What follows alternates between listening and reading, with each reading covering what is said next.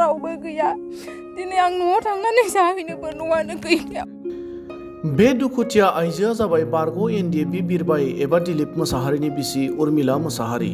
थांनाय 2020 मायथाइनि 27 जानुवारि खालाराव बिटिआर गोजोन गोरोबथा जानायखौ गोजोननाय मोन्दोंमोनब्लाबो नाथाय दासिम दुखुनि गेजेराव जादों उर्मिला मोसाहारिया। मानोना उर्मिला मोसाहारिनि फिसाय बिरबाय मोसाहारिया गुबुन गुबुन बारग' एनडिएफबि दैदेनगिरि सोद्रोमाफोरजों लोगोसे दासिम गुवाहाटीनि सेन्ट्रेल जेलावनो जोबजानानै दं। बिटिआर गोजोन गोरोबथानि उनाव फिसाय बिरबायखौ जेलनिफ्राय उदां जानानै फिसा सासेजों गोजोन संसार मोनजागोन साननाय उर्मिला मोसाहारिनि मिजिंआ मिजिङैनो दं दिनैसिमबो। थांनाय 8 बोसोरनिफ्रायनो फिसा सासेखौ लानानै जोबोर दुखु जारलाजों जिउ खुंबोनांगौ जादों उर्मिला मोसाहारिया।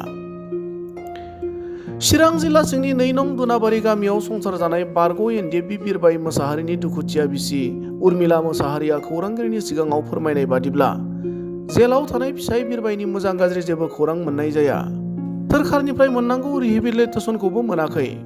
जायनि जाउनाव फिसा सासेखौ लानानै संसार जानायनि बिथिङाव जोबोर जेंना जायो होनना दुखुयै फोरमायो आरो गावनि फिसायजों लोगोसे बारग' एनडिएफबिनि जेलाव थानाय साफ्रोमखौबो उदां खालामनो राहा लानांगौ होनना बिटिआर गोजोन गोरोबथानि उनाव बिटिसि सोरखारखौ खुंनाय प्रमद बर'खौ खावलायो।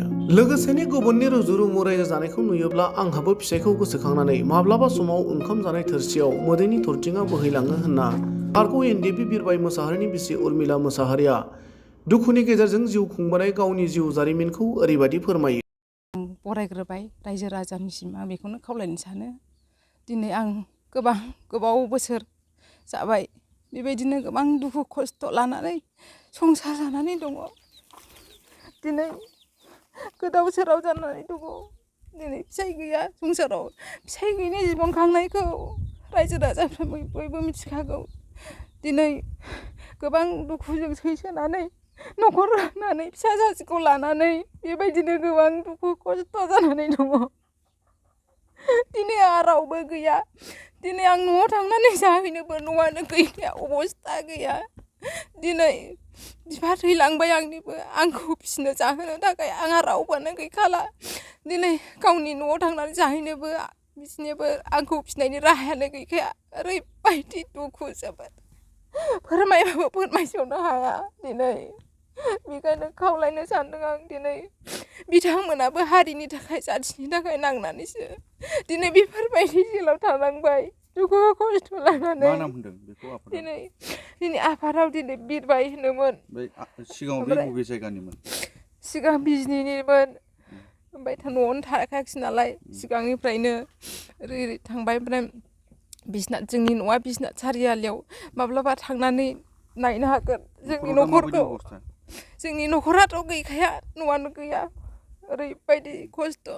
आफायाबो दिनै आर्मि पुलिसजों बुग्रि जाबाय। ओरैबायदि असान्थिमोन जोंनि न'खरा सिगांबो बिसोर थानाय समाव ओरैबायदि नाख्रेबजायो नासयजानो आर्मि पुलिस फैयो सानफ्रामबो नागिरफैयो न'आव थानो मोना। दिनै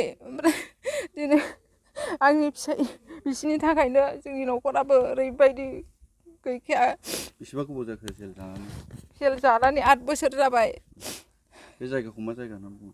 बेखौ दुनाबारि होनो नं 2 दुनाबारि। दिनै गोबां बेबायदि आं सरकारखौ खावलायनो सानो जेन' थाबैनो बख'नानै जेन' जोंबो गोजोन संसार जानो लुबैयो। दिनै खायफा जेरै गोजोन संसार जादों दिनै सुखथिया जाबाय जेला गोजोन सुखथि जाबाय जेला सारमोन अननानै बख'दो बिसोरखौ गोबां दुखु खस्थ' दङ बिसोरो। दिनै जोंबो दुखु खस्थ' आंबो आंनि देहायाबो दिनै दुरबल साननानै माब्लाबा मोदै गबाय थायो। जानाय लोंनाय गैया दिनै जानायफ्राबो खस्थ'। दिनै ओंखाम मोनब्ला ओंख्रि मोना ओंख्रि मोनब्ला ओंखाम मोना। दिनै फिसाखौ खस्थ' मस्थ' ओंखाम रसा नांनानैब्लाबो फोरोंगोन सानदोंमोन नाथाय दिनै फोरोंनो हागोन ना हाला मिथिला आङो। रावनियाबो सहाय गैया। नाथाय 8 बोसोर सिगां बेबायदि रायजोफोरा एसे अनोमोन। रायजोफोरनि अननायनि दारै आं बेबायदि थांनानै दंमोन। नाथाय दिनै बिसोरबो बहा हाजोबनो लोमजाबा साजाबा। बेसेबां क्लासाव फरायो? क्लास 6। माब्लाबा समाव लोमजायो साजायो मुलि गरसे लायनानै होफैनो आंहा रावबो गैया। बेसेबां बैसो जागो गथ'आ? 11 हाबगासिनो डन बक्सआव। नोंनि फिसाजो जेलाव दङ नोंनि फिसाजों रायलायनाय जेनेबा सोमोन्दोफोर खबरफोर दंना गैया?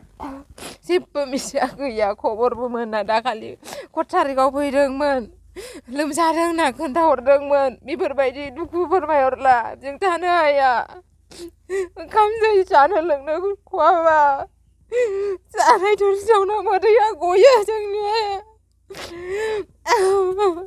बेखायनो जोंनि मोखांखौ नायनानै दा खुंथाय गोहोआव थानाय सारमोना अननानै बख'दो बिसोरबो हारिनि थाखाय जाथिनि थाखायसो नांदोंमोन अननानै बख'ना होब्ला जों नोंसिनि सायाव गोजोननाय थागौमोन सारमोन आं बेखौनो खावलायनो सानो सारमोननिसिम अननानै जेन' थाबैनो बख'नानै होफैयो जोंबो गोजोन संसार जानो लुबैयो सारमोन। मा बेसनिमोन नोंनि फिसाजोआ? 19 बेस होनदोंमोन दां। फुराना ने फुराना सिगां। औ बबे जायगायाव थायोमोन आफादाव थानाय समाव? आफादाव थानाय समावथ' आंथ' मोजां मिथियामोन सिगां। दा बे बबे जेलाव दङ? सेन्ट्रेल जेल गुवाहाटियाव। गुवाहाटियाव। औ बिथांजों लोगोसे सोर सोर दङ? बिथांजों लोगोसे गोबाङैनो दं इसोरो 60 जन होनदोंमोन बेखायनो बिथांमोनाबो गोबां दुखु खस्थ'जों सैसोबोबाय बेखायनो बिसोरखौबो अननानै बख'दो नोंसिनि सायाव जोङो बख'ना होयोब्ला गोजोननाय थागौमोन सारमोन अननानै खावलायदों आं सारमोन बख'दो इसोरखौ।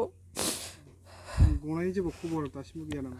आंथ' खबर मिन्थिया जेबो आङो मावदों ना मावाखै गावसोर मिन्थिगौ आं मिन्थिया। दा नोंथाङा मा मावनानै जायो? आंथ' मावनोनो जेबो मोना राहायानो गैया आंहा मावनानै जानो गोजानाव थांनानैबो मा मावहैनाय जों हिन्जाव माहारिया गाज्रि नुजायो गथ' सासेखौ सोरो गालांनाय आङो गोजानाव थांनानै मावहैनोबो। रिहाबिलिटेसनफोर मोनबायमोन नामा? जेबो मोनथ'वाखै जेबो बेफोरबायदिनो खबर गैथ'वा आं मिन्थिथ'वाखै मोनदोंना मोनाखै मोनोना मोना जेबो खौरां सफैयाखै नोंथां? सफैयाखै सिगांलाय बिदिनो नामखौ बिनिखौ गैया होनदोंमोन माखासेफोरनि सफैबाय होनदोंमोन बिनि गैया होनदोंमोन दाबा सफैना सफैयाखै आंखौ खबर गैया रायज्लायनोबो मोना आं रावजोंबो थांनाय जाया। नोंथाङा हारसिङै बे जायगायाव माबायदि संसार खुंनानै दं दा?